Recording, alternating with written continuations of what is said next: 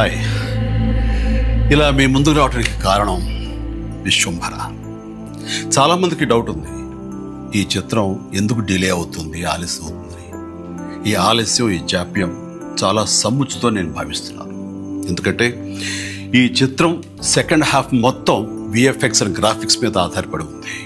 మీకు అత్యున్నతమైన ప్రమాణాలతోటి, the best క్వాలిటీతోటి ఇది మీ ముందుంచాలి, మీకు అందివ్వాలన్న దర్శక నిర్మాతల ప్రయత్నమే ఈ జాప్యానికి ప్రధానమైన కారణం.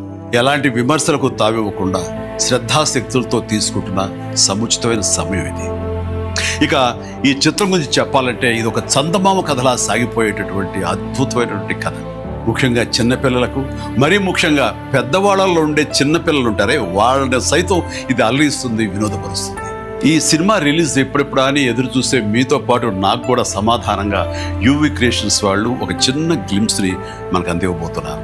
అది నా పుట్టినరోజు సందర్భంగా ఒక రోజు ముందు, అంటే ఇక్కడి కొన్ని గంటల తర్వాత ఆగస్టు 21 సాయంకాలం 6:06 అంటే కొన్ని గంటల వ్యవధిలో అది మన ముందు చూస్తున్నారు.